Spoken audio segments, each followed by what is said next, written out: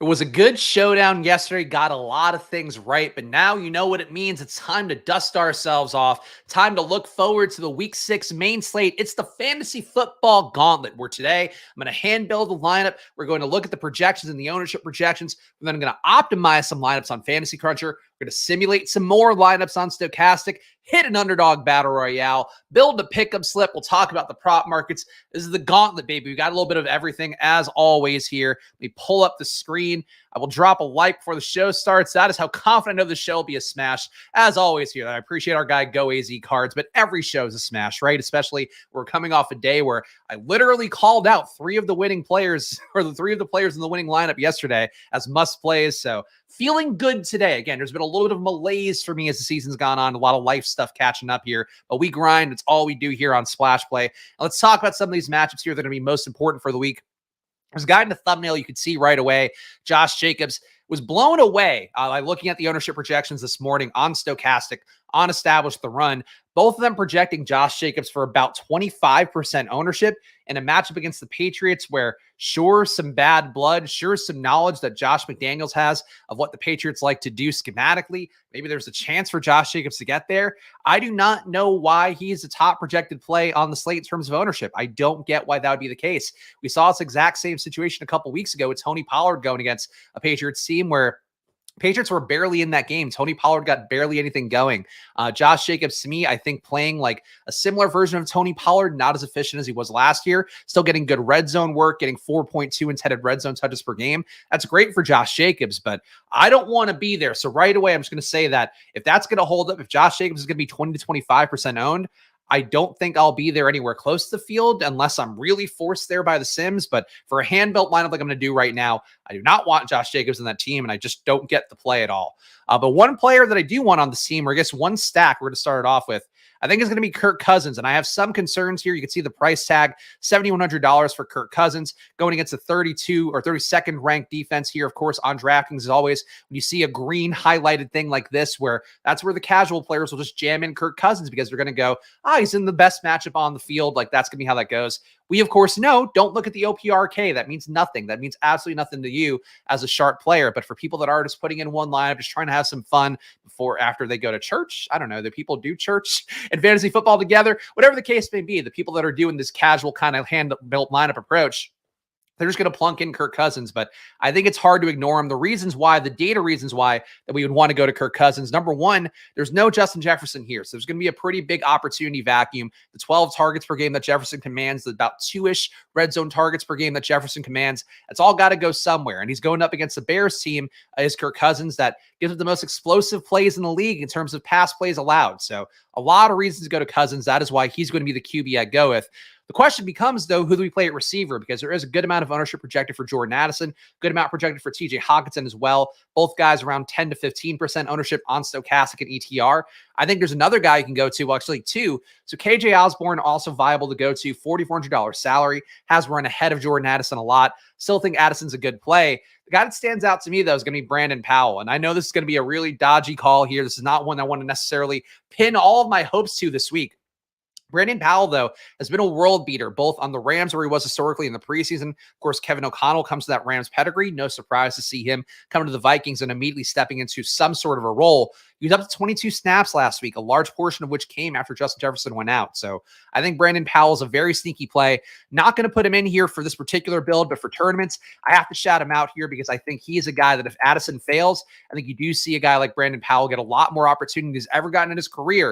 And as a guy who's had a massive ceiling in preseason, that doesn't always portend good things to come in the regular season, but I think it could be a spot where he does actually go off just because of the completely vacated targets that are going to be there for him. It's him, it's Hockenson. Like, that's basically what it is, besides Addison. So let's put in Addison for now. I think this is going to be the chalkiest configuration of the stack if you go Addison and Hockenson, but it's hard to argue. Again, this Bears defense is so bad everywhere. They're bad at going out wide, giving up a 0.6 EPA to players running out wide, bad against the slot, 0.2 EPA allowed there, bad against tight end, 0.3 EPA allowed there, bad against running back targets, 0.34 EPA allowed there. Of course, expected points added, the metric that tells you how much closer a team is getting to scoring points every drive. If players have a higher EPA, that means they're contributing more to potentially scoring points. That's why it's the metric that I look at the most. That said, let's do the chalky configuration here. We'll do the double with Addison and Hawkinson. But, I do, again, plant the flag for Brandon Powell for a thing like the huddle single entry. I don't know that we have to get there quite as much, but I would say if you are trying to get less chalky with this potentially chalky Viking stack, if it's a double, just take off one of Addison or Hawkinson, put in Powell. That'd be a thing that I would do for some portion of lineups, 5 to 10%. All right, other players that we can look at this week, one that I will highlight immediately. So Miami, another 30-point implied total for them from Vegas. They are facing a Carolina team that is also not that good on the year. Carolina, I think analytically looks a little better in some respects, giving up a negative 0.09 EPA per drop back, negative 0.1 EPA per pass. They cannot defend the run at all, 0.04 EPA per rush allowed.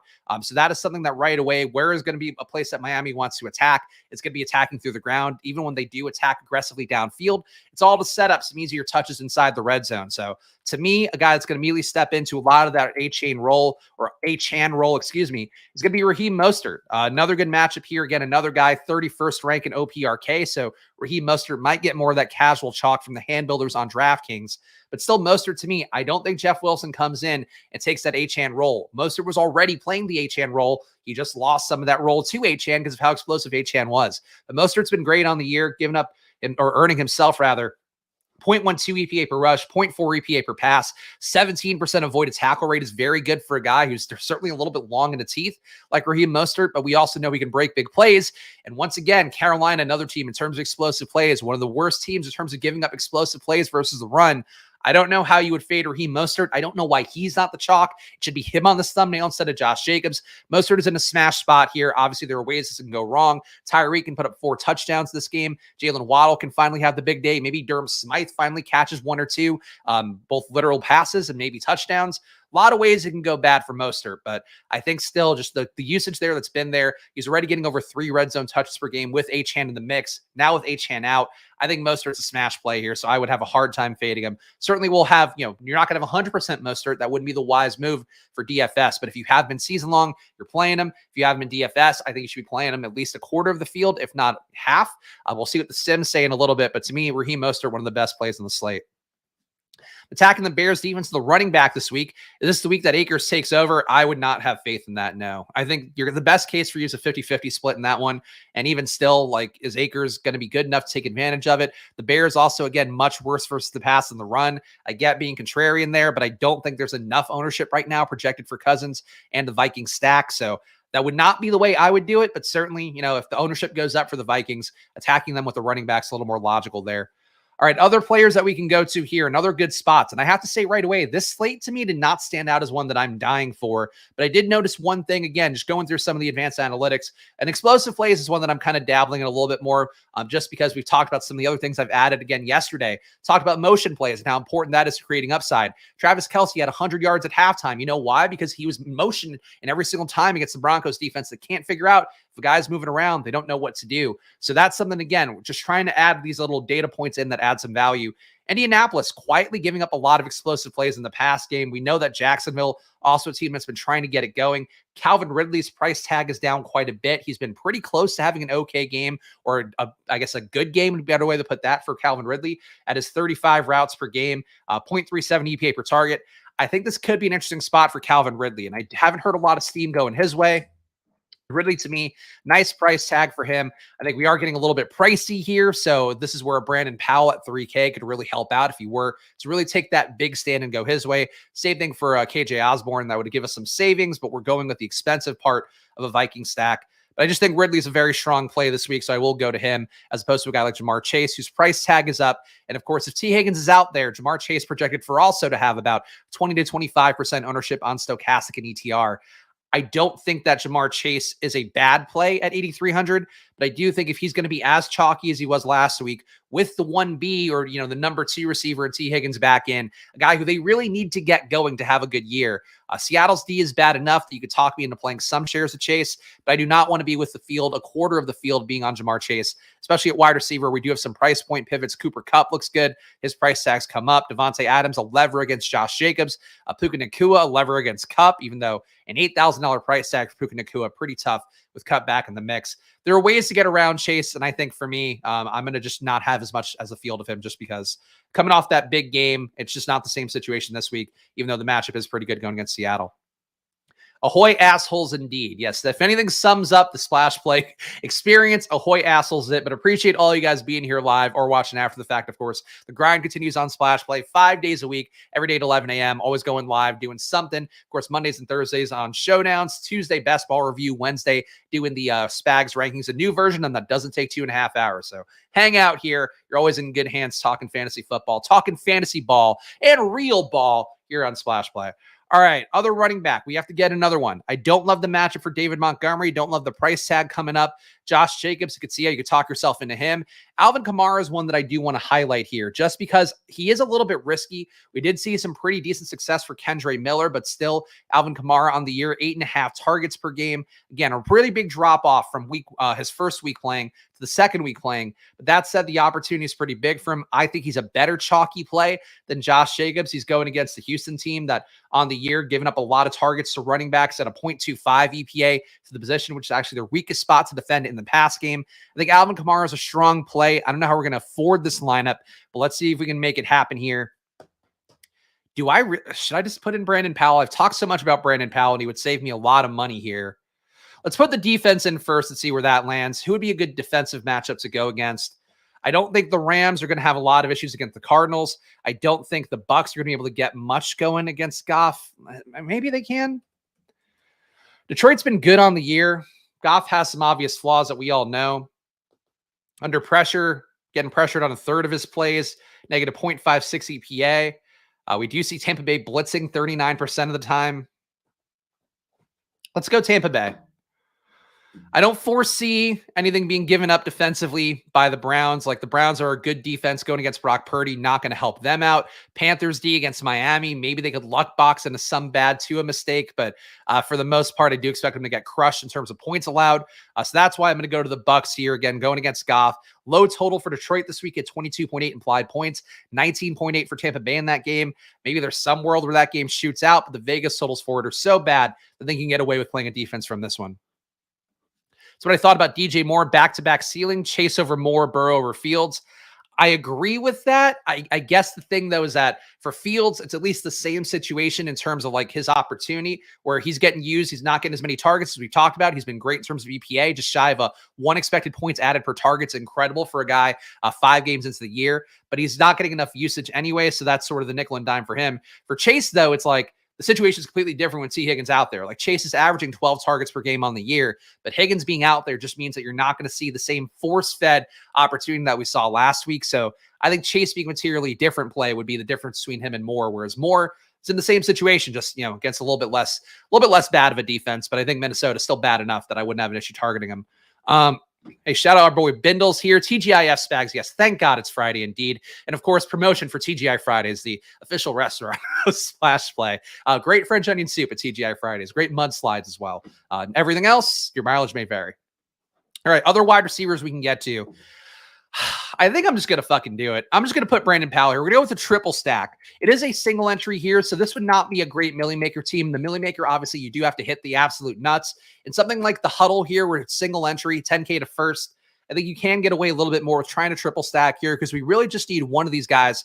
I mean, 2 out of the 3, I guess, but 1 out of the 3 to have an outlier performance. That could be Addison. It could be Hawkinson. And then we could take Addison and Powell with them. So I think there's a lot of ways this can work out, basically. So I'm going to put Powell in here. We'll have 5,400 to play with for the flex, and I think that looks pretty good. Josh Downs, double-digit targets with Gardner at the helm again. He had most of his production last week with AR, so I don't expect that. I think if anything, he's going to Minshew will lean on Pittman a little bit more, but I just don't believe in the Minshew stuff quite as much. There's a lot of explosiveness that goes away. Minshew is going to win by being a game manager. He's not going to win with aggressive downfield play. Going against Jacksonville as well has been a pretty good defense on the year. I think Minshew can win the game, but I don't think it's one where I expect a lot of production going his way.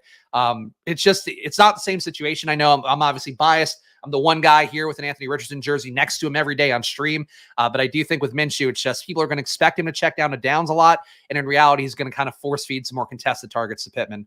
Be what I would expect, but we'll see, certainly. Flex here, 5,400. Would I sprinkle in some Boyd for leverage? No, I would not sprinkle in Boyd.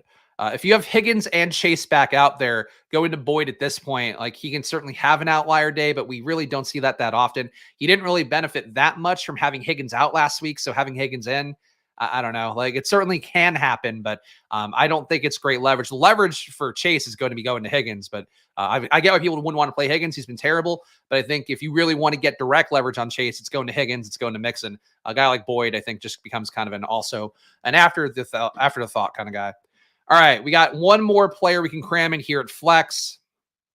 Worth highlighting here, Khalil Herbert expected out. Roschon Johnson, I didn't see the practice reports from yesterday, but he did miss practice on Wednesday. Something to watch there. If Roschon goes out, you can see Deonta Foreman be a nice value play.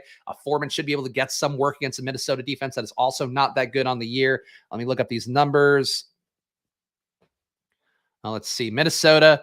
Actually, they're not bad against the rush. Terrible against the pass. Negative 0.1 EPA per dropback, 0.12 EPA per pass, but a negative 0.09 EPA versus the rush. They don't stuff the run that much, 18% rate, but also don't avoid tackles that much. 10% avoided tackle rate going against the Minnesota defense. So I don't know if it's a great spot for Deonta Foreman, but the concentration of touches, if we did see Roschon miss again, would be good for him. So I'm just going to plant a flag for Foreman here at 4,400. He's priced less than Travis Homer, priced less than, I believe, who's the other one that's in that backfield that sucks? Evans? Blossomgame? No, Blossomgame. That's it. Priced lower than Blossomgame. So he's priced lower than 3 running backs for Chicago, and Foreman might be the lead back for him. That is just worth highlighting right away, even though he's not going to be the player I put in here. 5,400. Dameon Pierce getting there would not be the craziest. Christian Kirk, I do like that one. And I guess we could target just explosive upside in Jacksonville without getting the double stack. I think that Kirk makes more sense in this build. So I am going to go with Kirk with this one. So we have a little bit of correlation here. Again, this is one thing that we've talked about a little bit, where some of the back tested data doesn't necessarily support, the mini stacks where you have one player and a bring back from the other team. The data longitudinally, again, back testing it from some people out there that are much smarter than me and have talked about on social media, is that there's more correlation between 2 players in the same team than there is a player with a bring back. So I think with that logic here, getting the Ridley and Kirk is certainly possible. Again, the explosive play is allowed by Indianapolis. The fact that Trevor Lawrence is probably due to bounce back at some point, I think that makes sense. So we will go with a Vikings heavy stack, and then also a Jacksonville double. So Kirk Cousins, Raheem Mostert, Alvin Kamara, Jordan Addison, Calvin Ridley, Brandon Powell, TJ Hockenson, Christian Kirk, and Bucks D. I am on a streak of cashing these, I think, 5 videos in a row now, including the showdown. So I would like that to continue. This one feels a little bit riskier, but I think for a single entry tournament build, we are capturing 2 offenses that I like a lot. So that works. There's so much Foreman in best ball, praying for a breakout. If he has a breakout, it's going to be like he earns a role while Herbert's out. I don't think he can have a breakout at this point that actually gets him to be a lead back in this backfield, but you could get a few usable weeks from him. And at this point, honestly, I would take it too. I have a good amount of Foreman as well. And if Foreman can help prop up some Devon Achane teams or other ones like that, I'd certainly be happy to take it. Stevenson at flex, much easier defense for a change in no ownership. I am not a believer in Stevenson, so no. Dustin and I just not on the same page today, but I appreciate you as always, Dustin. But yeah, I don't think Stevenson hasn't been good this year. The Raiders defense a little bit better than it seems. Those are 2 things for me that I don't want to get there, but let me just confirm real fast. I know the Raiders D, for the most part, I look upon as not being that great, and they are pretty much mid against everything. 0.1 EPA per dropback, 0.1 EPA per pass, negative 0.01 EPA per rush, which is basically a good matchup. It was the explosive plays, though, that stood out to me. They're not giving up a lot of those. Again, I shouldn't let that dictate everything I'm doing this week, but I also just don't like Ramondre that much. So that's why we are with that. Again, Ramondre, great last year as a pick 100 in best ball, up to pick 130, I think, at points. As a pick 30 this year, was not a guy I got more than 2% of, and I don't think, and nothing has changed with how this is played out for either him or the Patriots offense. Top projected players according to Stochastic. Josh Allen going to be number 1. Actually, let me limit this down. Josh Allen's number 1, but he's on Sunday Night Football going against the Giants. Not a surprise there. Number 1 overall in the main slate, Tua, Tyreek. So Tua and Tyreek should come up in the optimizer in a moment here. Of course, we're going to run the Fantasy Cruncher optimizer and see what's up there. Tua, Tyreek, Cooper Kupp, number 3, up to a $9K salary. Tremendous usage. Probably one of the best games he's played in the last few years. Was his debut there. So Cooper Kupp, get it, but also going to be probably pretty chalky. Get a lot of concentrated ownership potentially going to these 9K guys. And if it's not going there, Tyreek Hill and Cooper Kupp, very nice place to go to. But if there is chalky ownership going to these guys' way, we'll find out in a moment. I think that certainly trying to get a little bit cheaper is one way to do it. But people might be going to Chase. So it actually is possible that paying up for Tyreek, paying up for Cooper Kupp, if you beat out Jamar Chase meaningfully, let alone if one of these guys puts up 40 or 50, it's a way to really leap a lot of the field if Chase just has kind of an okay day. So something to keep in mind. Jalen Hurts, number 5 here, 21.4. Best values on the slate. Let's see who they are. Stafford. So Stafford, top projected and a top value. So we should be getting some Ram stacks coming up in an optimizer in a moment. Joshua Dobbs going the other way, 3.5x value for him. Baker Mayfield, number 3. Don't love that matchup, but again, Baker's been playing really well, was top 5 in the Spags rankings here, just going off the numbers there that I normally look at, rolled into one data point. So you got to give Baker kudos for that, and does stand out here. Maybe he can somehow get some success going against the Detroit defense that's going to bring a lot of pressure. I feel like Aiden Hutchinson in particular is like a dangerous player going against Baker Mayfield. Joe Burrow at number 4, Jimmy Garoppolo. Any other values that aren't QB? Joe Mixon looks like the best value at running back. Obviously still a steep price tag for him, but no screaming like 4K values here. Nobody that's going to be the Josh Kelly of this week, the Jamal Williams this week. So we'll see what the optimizer gives us, but nobody really jumping out as like this value play you have to get in here. No Wandales, no Khalif Raymond. So nothing that stands out that much. Could be a balanced slate on that respect. Spags, think people are going to jam Kupp and Puka together with Stafford? That's a steep price tag, man. You are paying like, Bengals apex prices. You're paying Dolphins apex prices for those guys. I would not think that'll happen that often. I guess that's your way to get contrarian. I don't want to make this a Brandon Powell show because Brandon Powell could very much bust. But like if you're doing a Rams double, getting leverage against the Vikings by taking Powell, maybe you get some leverage against the Bengals by putting in Mixon. I think that's a way you can sort of make that make sense. But that's like a lot of money going to 2 receivers, and one of whom with Puka, like the year-long projections for Puka are completely fucked up by having Cooper Kupp not in there. Kupp being back in makes Puka a much worse player. So, just in terms of the ceiling, like you can still have okay days, but as I mentioned before, like he basically is a better version of Robert Woods in this historical Rams offense. Woods had some okay days, but it wasn't like every week he's getting there when Kupp was smashing. So I think for me that I would not want to pay those price tags, but it probably will be more low-owned than it should be. All right, top owned players. So again, you'll see Josh Jacobs, number 1 here at 24%. Joe Mixon, looking pretty chalky, actually, number 2 at 23%. Cooper Kupp, number 3 at 22%. Jamar Chase, number 4 at 21% as well, rounded up. Number 5, Travis Etienne. I did not enter my picture, playing well, has one of the few running backs out there. It's actually consolidated his backfield, so something to keep in mind there. Real quick, let's look at low-owned QBs, just out of curiosity. Because one way you can immediately on a chalky slate or a slate where you want to play chalk is just put in a low-owned QB, stack up his guys with them, and then see what happens with it. So some low-owned QBs you can maybe go to. Desmond Ridder, CJ Stroud, Kirk Cousins. Okay, so the Kirk Cousins, if he's not going to be owned, I think that's a good play, man. 1% owned Kirk Cousins. Tough price tag for him. People maybe running the other way because they think he can't get there without Justin Jefferson. But we've seen him get there just feeding TJ Hawkinson in the past. So I think Cousins to me fits. I mean, that makes sense with what I just did. Jalen Hurts, a little bit under-owned as well for a guy as good as he is, obviously playing the Jets, but Jalen Hurts has been the best QB on the year in terms of all the things put together. Over 10 rushes per game, taking 5 deep shots per game. All that stuff for Jalen Hurts would make me think he's undervalued. Anytime he's going to be under 5% owned. Jimmy Garoppolo, revenge game for him. If you really believe that Josh McDaniels knows the skeleton key to beat up on this Patriots defense, maybe you go to the pass game more so than Josh Jacobs, but you get leverage if you did stack up the Raiders. I don't know that I want to, but you can get leverage that way if Josh Jacobs is going to be that chalky. Minshew lovers, you can get him in here. Sam Howell, highest pass rate over expectation QB in the league right now. He's a guy you can get to. So some low-owned players, but it seems like the concentration of ownership at QB, Stafford, Tua, Joe Burrow. So keep in mind. And man, I'm curious to see what the optimizer is going to give us because I don't know how you afford Kupp and Puka and make that feel okay. Oh, shit. Hold on. We don't want to join Stochastic. We're already on Stochastic. Let's go back there. Sorry. One misclick and you're fucked. But we're going to go to the Fantasy Cruncher Optimizer. And of course, what this shows you is what the pure projection data is going to force players to do a little bit more. So obviously, it's not going to be exactly representative of what the field's going to do on Sunday. Hopefully, that'll be more represented by the Sims coming up in a moment here. Let's make sure we're on the main slate. Let's upload the projections.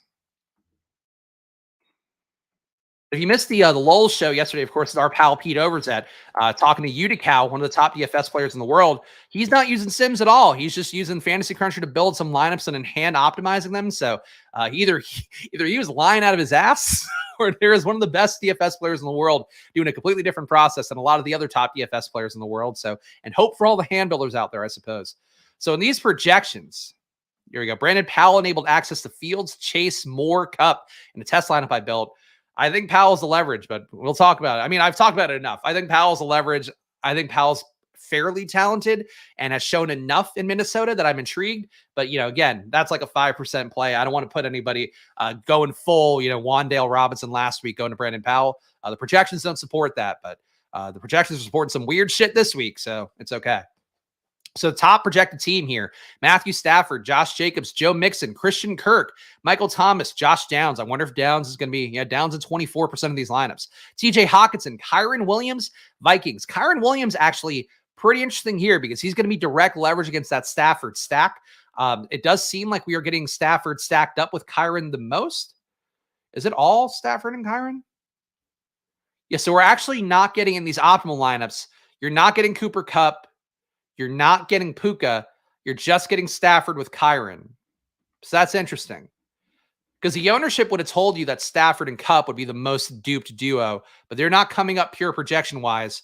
So that makes me wonder then, if are people going to get more Stafford, Kupp, Kyren together? Definitely something interesting game theory-wise. Of course, I talk about here, we're doing this on Friday. These numbers move around over the course of the weekend, so do it yourself on Saturday, on Sunday. Keep up with all that's going. But this is definitely one where, I think that if Stafford's going to be that highly owned, you have to assume Kupp is coming along with him. So that's drunk stacking by the optimizer. To be clear, this is not a stacked crunch. It's just what the raw numbers give you, because that's, to me, the best reflection of what the actual projection data means. But obviously, yes, like players when they're building lineups are going to force in Kupp, but then probably naturally get Kyren with Stafford. So I think that's kind of interesting because that makes Kyren by himself probably going to be a little bit underplayed. And Kyren by himself is direct leverage against Kupp and Puka having these outlier days. I do think, as I've mentioned previously, like Kyren and Puka both have had great roles before Kupp came in. I think both their roles start to come down because of how much attention that Kupp kind of craves, or I guess demands would be the better way to put it. I don't know if he craves it. The point being, I think that Kyren is a pretty good leverage point, but if he's going to be in every Stafford Kupp lineup, then you basically have to not play Stafford and Kupp in your Kyren lineup. So just something to keep in mind. Mixon being in every lineup, though, Jacobs being in every lineup. So this is the chalk running back duo we'll likely see, barring a big projection move on Stochastic and ETR, but Jacobs and Mixon everywhere.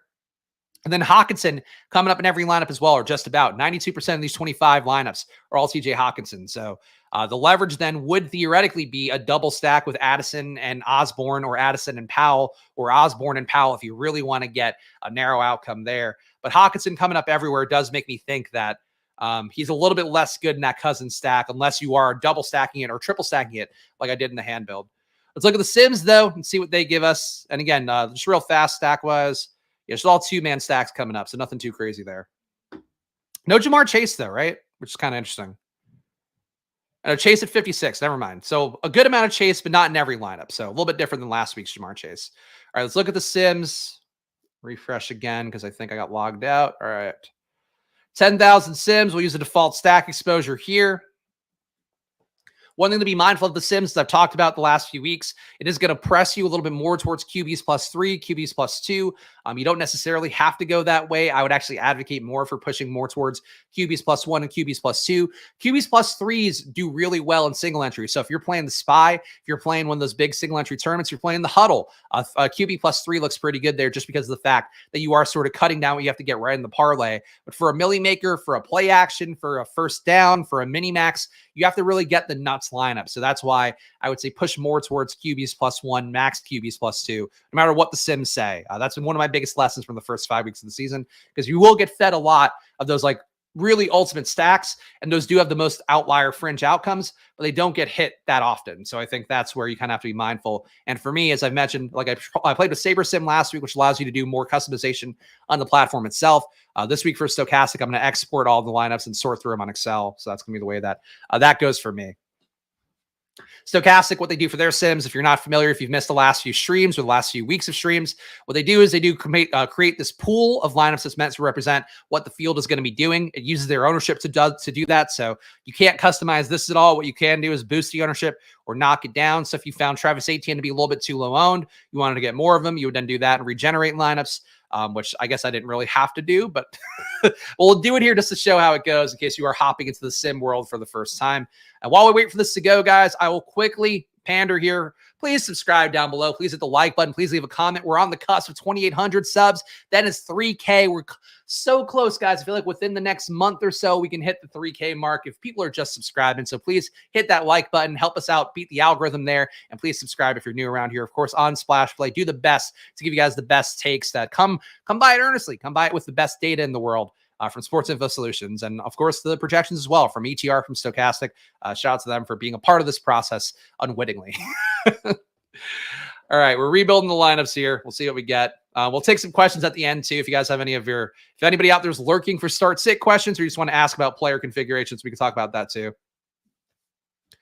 3K equals drunk stream. I mean, I don't know what Pete's schedule has been pretty tough. That's why we haven't been able to figure it out, because he basically can't afford to do shows for free right now, which I respect. You can certainly get one from me though at 3K, but I'm not sure if the promise of Pete coming here is gonna be happening during the season. Hopefully, when we get through the season, we'll get there. All right, let's run the simulation here. If you want to upload your own projections, you would do it this way: download the template, put your projections in. But we're not going to do that here. Run the contest simulation. It's going to put 30% to first. I think that's the case, right? How much goes to first in the Millie Maker? 3 million. Yeah, 33% to first in the Millie Maker. So that works. Come often, come hard. Rod B. Throbbin. Is Rod B. Throbbin? Did somebody change their username? I don't recall there being a subscriber named Rod B. Throbbin, but I'm glad to see that he's in the chat and glad to see that he's a member. How's Mingo look? Feel like that's a cheap run back option that Miami plays. I don't like Mingo, man. Let's look at it. Carolina. I would just take Thielen as your bring back. I wouldn't get too cute, man. I know people, I did see who's it, Denny Carter, the Roto World guys going like, Mingo's due. Mingo sucks. So I think Mingo's not ever really due, even though the air yard share has been okay. Yeah, I would just go to Thielen at 5,900. Mingo as a bring back at 3,500. I guess the opportunities there: 53 snaps per game, 31 routes, but he's just not commanding targets. I mean, honestly, a little better than you would think. 12% intended touch rate compared to 14.4% for Thielen. If you feel strongly about Mingo, you can play him. I don't like Mingo, so I wouldn't play him. I'd be more inclined for Thielen, who I also don't like. But I think I get it. I could see the logic in playing Mingo. I just don't think he's that talented. So that's the bigger issue for me. All right. Let's look at these teams here. Applejack, save it for the end, and I will answer it, but not right now. All right. Sim players here. So top sim lineup right now. The sim ROI, of course, the furthest to the left column here. Derek Carr, Josh Jacobs, Kyron Williams, Chris Olave, Michael Thomas, Rashid Shaheed, TJ Hawkinson, Joe Mixon, and Vikings. So you are getting a triple stack of the New Orleans Saints here. That's just a little bit tough to force your way to. Triple stacks here, certainly on the menu for all these top simulated ROI lineups. I would push more towards this one. It's a double: Derek Carr, Bijan, Jacobs, Olave, Christian Kirk, Michael Thomas, Hawkinson, Downs, Bengals. Even that one, though, I don't really love. Let's see what the top 150 are looking like in terms of what the exposures would be.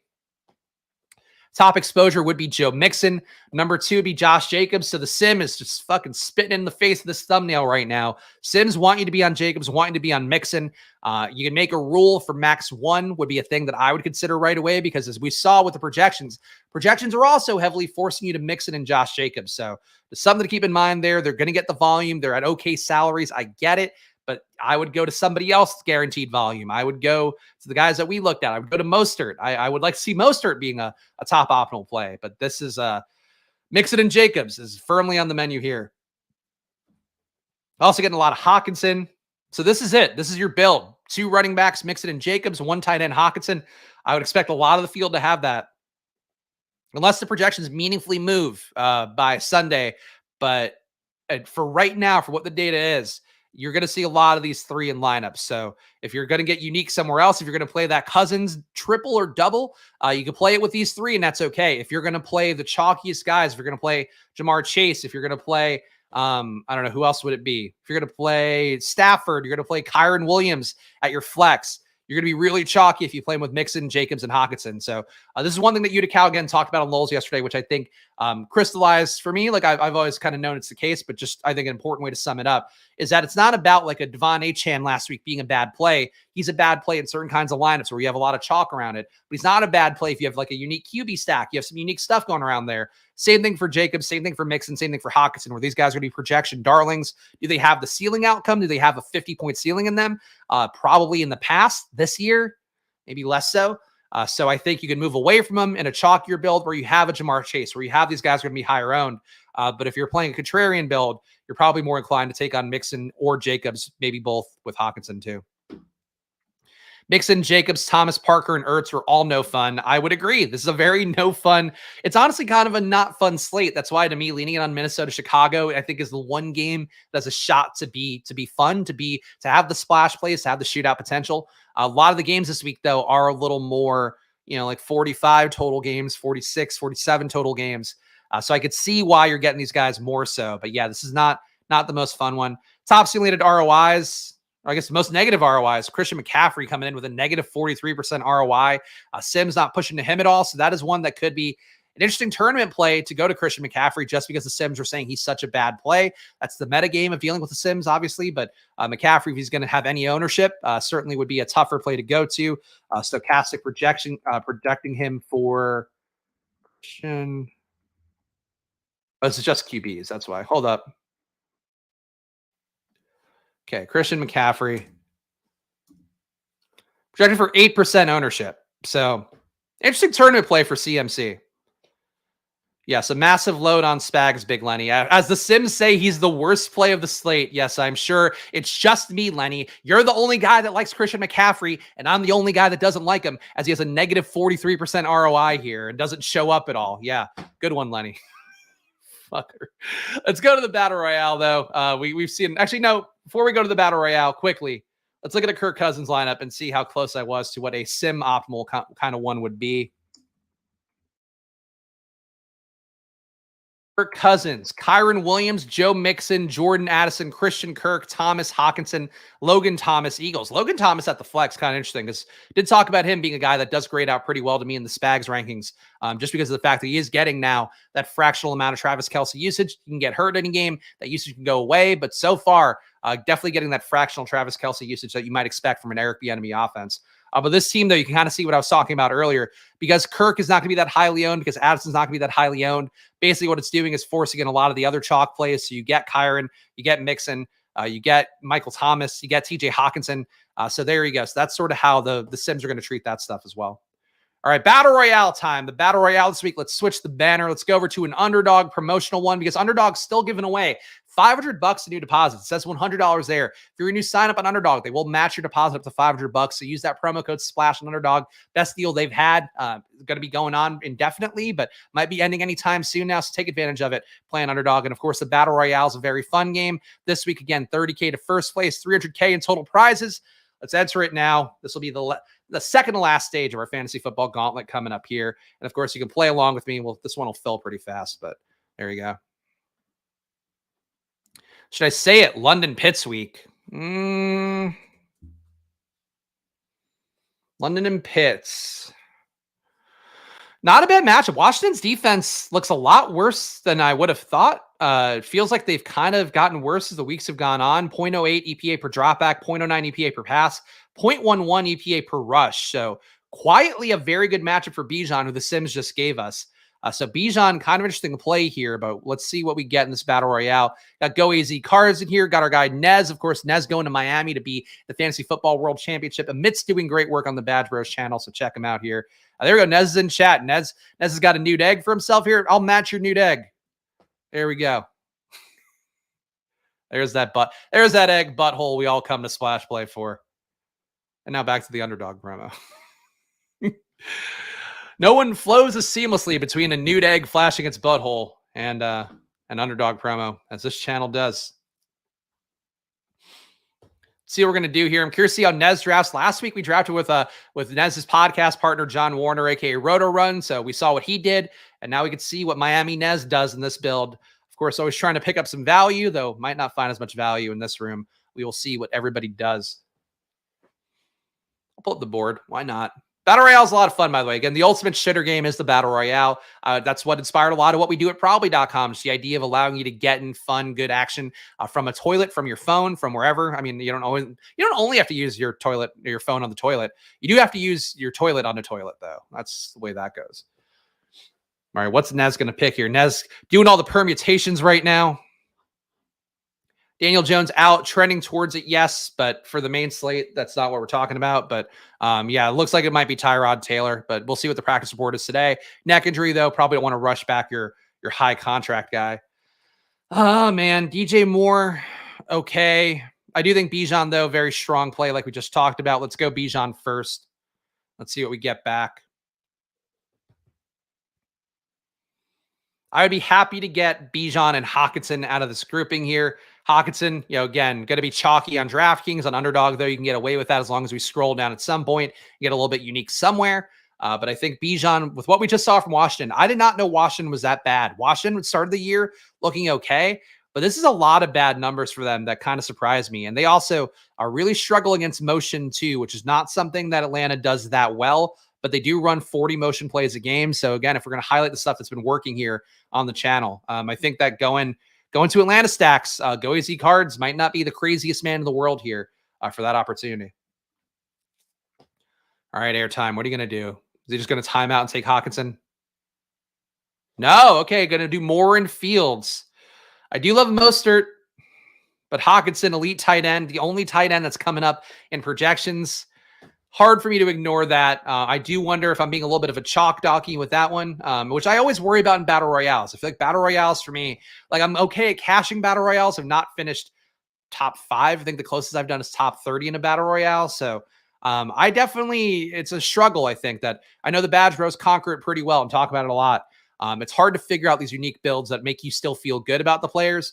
But I think the start here, Bijan and Hockenson, I feel like is a good start. We just got to get unique somewhere along the way.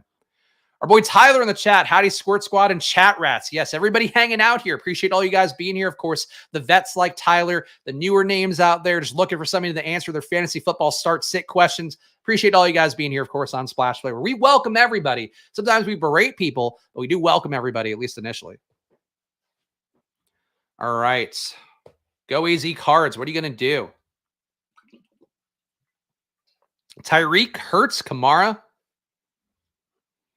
Oh, Nez saying, there we go. So that makes me feel better. Do much better than the 12 person, the main BR, net loser in the main all time. Yeah, it's tough, man. Because I've said it here, and Nez might feel differently. I really feel like with the amount of people that max these out now with the Gladiator program that does incentivize you to get in more entries and get some rake back off it, just the amount of people playing 150s to me make it a little more like, I don't know, like a fixed cost version of the Millie Maker is how I feel about the Battle Royales, where it's like you have to get the rooms to align and give you what you want to get unique, but also you're still playing for like a fairly faint shot at winning going against a lot of 150 maxers. So a lot of the, maturation that we expected from Underdog as a DFS platform, I think we are now seeing in real time.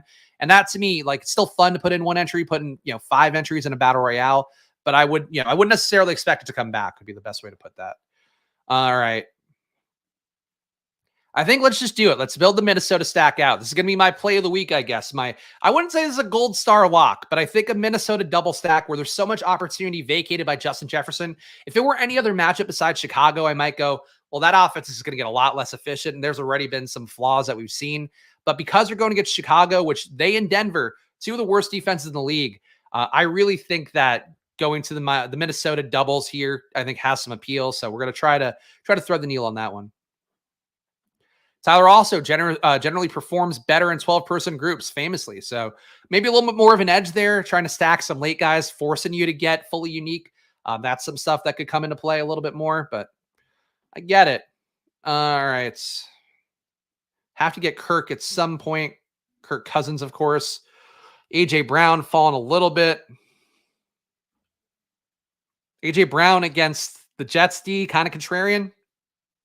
And getting him 11 picks after ADP. Yeah, we're going to take A.J. Brown here just because a 9 ADP going at pick 20.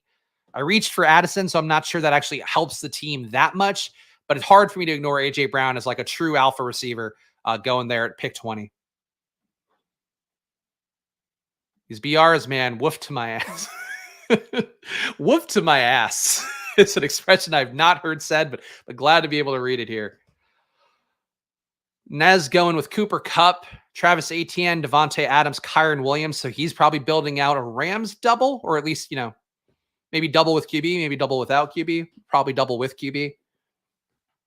And again, interesting to note here too, the contrast between what we saw with the projections and what we're seeing in this battle royale, where a lot of QBs going ahead of Matthew Stafford. Obviously, Matthew Stafford as a salary play looks a little bit more logical, but a guy like Nez playing, the strongest projected play here in a stack, I think that's one thing you can do in a battle royale that might look less appealing on a DraftKings main slate relative to the chalky ownership potentially coming Stafford's way. So if you want to get your Stafford exposure, I guess get in a battle royale would be the takeaway. Adam Thielen going in the 4th round of a battle royale. How has this season gone? We get this is honestly, there's a lot of permutations of the season. Of course, it's all on a probabilistic range of outcomes, which is something that a lot of people struggle with when talking about this stuff. But it's like this version of the season where AR goes out, Achane goes out, Jefferson goes out, Adam Thielen's a viable pick. Jacoby Myers is a pretty good pick with where he went. This was just not the season that I particularly wanted for this year for myself. All right, who else can we get here? Let's scroll down a little. Mixon here going a lot later in the battle royale. I'm going to go with Mixon as my running back too. I don't think he's going to kill me here. And I think with this build, if we do have an outlier production from this Minnesota stack, Mixon can be a guy that actually does just give us a nice floor at the position. And if Bijan somehow has a ceiling day and Brown has a ceiling day independent of it, I don't hate this build. But again, I'm terrible at battle royale. So what are we going to do? At least you're set up for a low advance rate. AR on the teams you do push through. I'm not that worried about it. It's just I'm not going to enjoy the next 4 weeks of just seeing the scoreboards. But obviously AR, the risk point of AR of him being out 8 weeks is what scares me the most. Jacobs too, man. This is a completely opposite to what the other slates are looking like on DraftKings, which kind of crazy. But let's take Kirk Cousins here, of course, to round out. We got to take a QB. So my final battle royale team, we'll see what these guys do with their final ones. Kirk Cousins, Bijan Robinson, Joe Mixon, Jordan Addison, AJ Brown, TJ Hawkinson. Again, I don't know that I got a lot of value by going Brown and Addison in this configuration, but it did allow me to get Brown and pick 20. So I still feel good about that part. And Bijan, I think a good running back pick this week. I think he is the player that I will go to over the chalkier ones. I think Bijan, Raheem Mostert builds, I feel pretty okay about that. But we'll look at the pick'em. Maybe there'll be some nice pick'em things we can hit on before we close this video out. And of course, if you have any Q&A kind of stuff, if you have your either or kind of shit, drop it in the chat and we will get to that after I do the pick'em slip.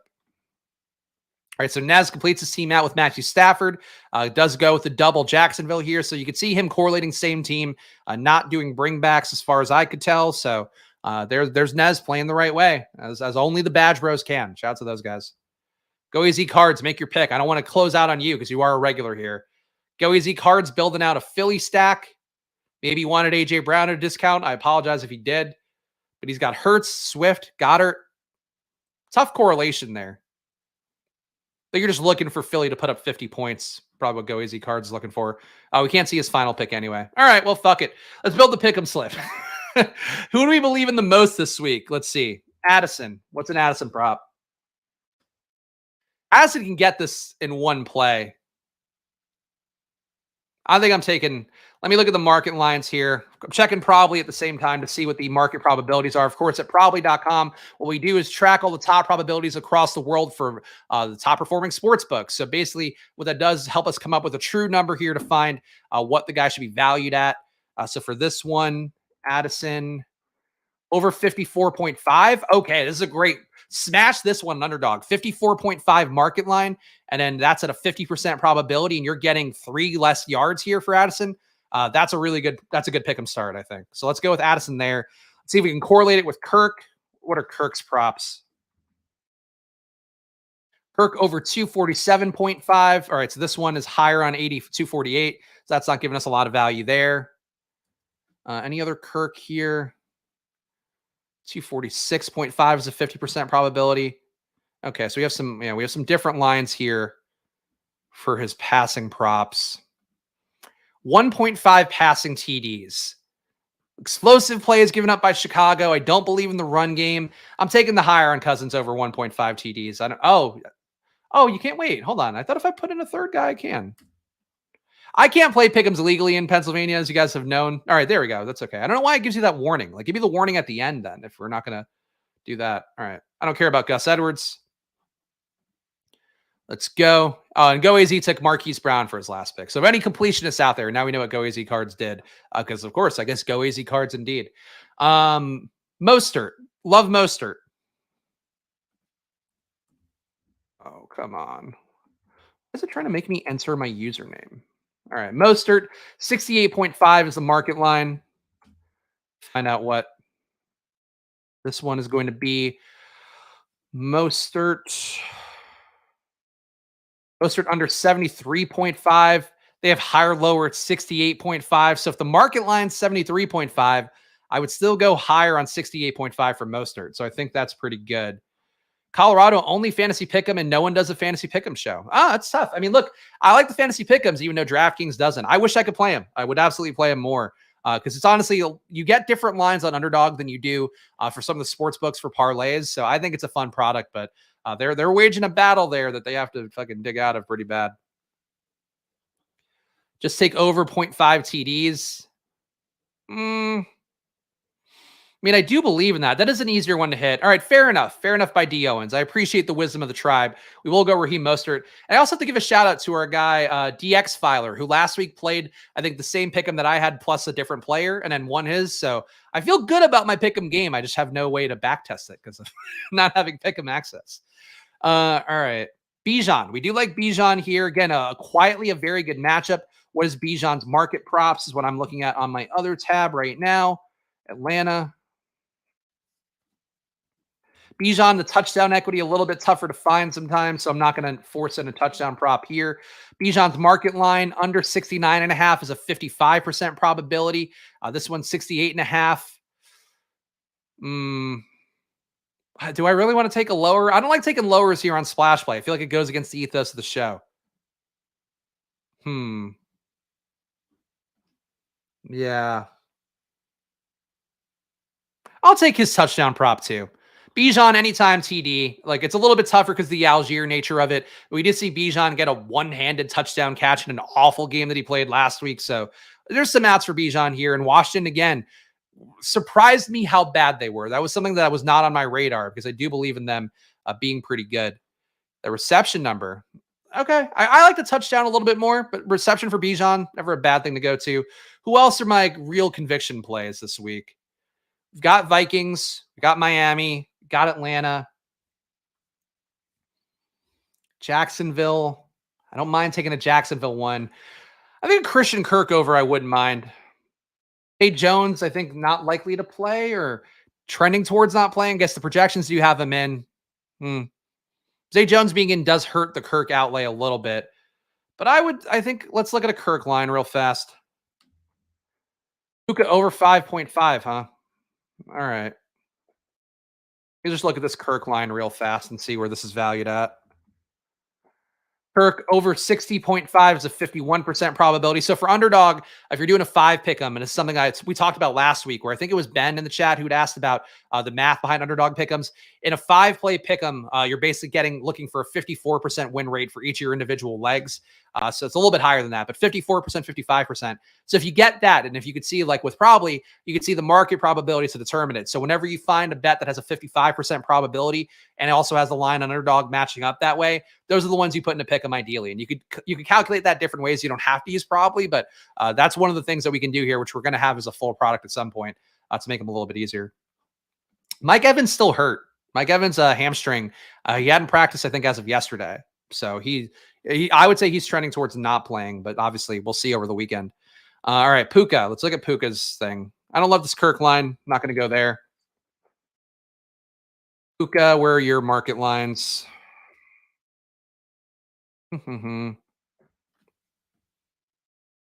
Puka.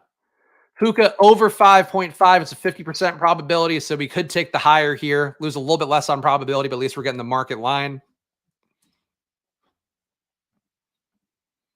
Puka over 64.5, 50% probability, so we're not getting a lot there. Yeah, looks like Puka's lines are pretty efficient. But you know what? Carlos wanted it, so who am I to begrudge Carlos in the chat here? Let's do it. Puka, higher 5.5 receptions. It does feel like it's hard to imagine him not getting that many receptions. The yardage I would have questions about. The touchdown equity I'd have questions about. But I think Puka there looks pretty good. So that'll be our final pick'em slick. Jordan Addison, higher on 51.5 receiving yards. Kirk Cousins, higher 1.5 passing TDs. Raheem Mostert, higher 0.5 rushing and receiving TDs. Bijan, higher, 0.5 rushing and receiving TDs. Puka Nacua, higher on 5.5 receptions. We don't do lowers here on Splash Play. That's antithetical to the whole thing. And of course, we'll do our ceremonial. We try to submit it, and then it says, you can't do this in Pennsylvania. There we go. We submitted it. Felt great about the Bears yard over till this weather FUD. I mean, we saw weather FUD yesterday for the showdown, and it didn't work out. But obviously, we'll see when it gets closer to Sunday. But, wins under 20, I don't worry about that much. Rain, you worry about a little bit more. But I try to let the Vegas total do the work. I think the Vegas total is kind of accounting for the potential of bad weather right now with those implied totals being both under 25. I would think if the weather were a little bit better or sure to be better, you'd probably see those totals being closer to like 25.5 Minnesota, 22.5 Chicago. So I would still take the risk with the weather, but we'll see when it gets to Sunday, obviously, how that goes. All right. Puka went up to 6. All right, there we go. So Puka, we're moving market lines right in front of our eyes. All right. Any questions to hit here? And if you have a question, drop it in chat right now. I did see we had that earlier either or kind of question. Applejacks. Should I play Foreman over Brian Robinson and Pierce if Roschon is out? That's an interesting question. I don't hate the matchup for Pierce, I don't think, but I do hate Pierce overall. So New Orleans on the year, getting a little better in their run defense. They've been a net neutral run defense. Now they're down to a negative 0.1 EPA per rush.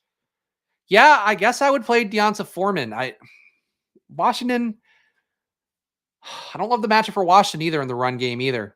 Yeah, Atlanta pretty good against the run, negative 0.2 EPA there. 23% stuffed run rate. Don't miss a lot of tackles. 15% tackle for loss rate. I think I would play Foreman over those guys. I don't love it because you did spend a lot of draft capital to get yourself Brian Robinson, to get yourself Dameon Pierce.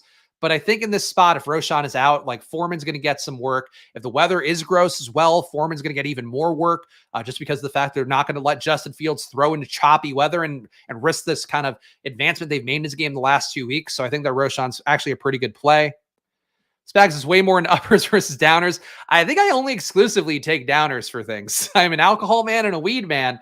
But for betting, yes, it's a lot easier to hit like unders / lowers. Like I think that's something that if we were doing like a full betting process show, like if we were just doing the Probably streams that I'll do at some point on the Probably YouTube channel, there's going to be a lot more unders there just because of the fact that like that's the most profitable move. But for building a pick'em slip on Underdog where you have so many options, like I'd rather take hires. I just think it's more fun. I have Kupp and Diggs. I am 4-1. Should I aggressively try and pursue Jefferson or too greedy? Some risk to that one. It just always depends on who you're giving up. Like, are you giving up on somebody that's going to have better days? Are you giving up one of Kupp and Diggs? I probably wouldn't trade either of those guys at this point because you're basically getting two mini Justin Jeffersons for the price of one Justin Jefferson. So I wouldn't necessarily change that. But thin wide receiver core. I don't know, man. If I were to give up on one, I would give up on Kupp, I guess, because you're trading one hamstring guy for another hamstring guy.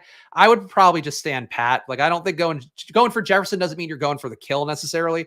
If you get him at a decreased value, or if you're trading Puka for Jefferson, or like Puka plus something for Jefferson, that's a pretty good one to go to. But if you're trading like from a strength to maybe get yourself a little bit weaker, I don't think that's the best move. I would stand pat. I think that's one thing with fantasy too. I know it's not the sexiest because there are YouTube streams that do thousands of views just going, hey, like trade all your players. Who's do I trade them for? But like the best thing you do for most of your teams is just stand pat and just kind of let them speak for themselves, especially if you got early wins like that. Fields or Stafford and season long this week. I think I would still go Fields, just the rushing upside. He still like hasn't hit his upside really, but 7 rushes a game I think is pretty good. So that to me is like a thing where the weather would probably make Fields run a little bit more as well. So I would go Fields, but Stafford does project really well going against Arizona. Like I don't think you can really go wrong either way, but I'd always err on the side of taking the more mobile QB because like if you hit that 50-point week for Fields, like Stafford doesn't have a 50-point week in his bag. Fields does. And that could be one that advances you for the season, that advances you obviously in the game, for your points for metrics if you need a tie. So I'd always play the guy that has the explosive ceiling personally. Would I trade Watson and Osborne? Oh, trading Watson and Osborne. I still think Watson's going to have better games, but Green Bay's shown me enough to worry about. I think that I would be willing to trade Watson and Osborne for Jefferson. Yes. Like that would be a pretty good trade, but trading one of Diggs and Kupp, absolutely not. Would not be the thing. Fields given matchup, floor, ceiling, given his design runs. There we go. So Tyler's on the same page as me. All right. Any last minute questions here? Oh, here's the last one here from our boy Tyler. Sophia Vergara or Kate Upton in my points per Wowza league. Sophia Vergara, I feel like at this point in her career, the EPA metrics probably going down a little bit. Kate Upton, though, yes, you make the same case, and she's a lot less publicly visible these days. So I guess I'd go Sophia Vergara, but, we're all waiting for the bottom to fall out there. I don't know. A little whiffs of Aaron Rodgers from Sophia Vergara, but I don't know. She's hanging in there. She's single now, I think, or at least not with Joe Manganiello. So she's available for your points per Wowza league. Vergara, there we go. All right, guys. I think that covers it up pretty well. Cougar of Cougar. She is the queen of the Cougars. Guys, it would be a great thing right now if you subscribe to Splash Play, if you hit the like button, if you leave a comment. Of course, Splash Play perpetually on the march to 3,000 subs. And one day we're going to get there. We're going to continue putting in the work here Monday to Friday, every day, basically at 11 a.m. Of course, I'll be back on Stochastic on Sunday as well, but support Splash Play. Splash Play is all my baby at this point. So we're trying to build it up here, trying to make it something worthwhile. The only channel that year round, just keep plugging, keep doing fantasy football and finding new ways to talk about it. That's always the promise here. Follow me at Chris Spags. Follow the show at Splash Play Pod. And of course, go check out probably.com. That is my betting app that gives you the best bets possible to get them in with little effort, low friction. That's sort of the goal there at Probably. So go check it out at probably.com. It's for free. You can scroll through in perpetuity, find needles in the haystack of what we deem to be mathematically profitable bets. But that's a good way to use things. Again, it's free. So check it out there. We're going to have the paid products rolling out soon, but it's taken fucking forever to figure out the sorting capabilities to get it right. So, but we do put in a lot of work there to make sure the data works and it gives you what you're supposed to get. So check that out at probably.com. And I'll be back on Sunday at Stochastic, back here on Monday, of course, doing the showdown once again. Appreciate all you guys being with me as always. Follow me at Chris Spags. Follow the show at Splash Play Pod. And if I don't take something down this weekend, I hope you guys do. You guys are very sharp, and I appreciate that every single chat. So see you guys on Monday. Enjoy your weekends. And of course, good luck. Bye.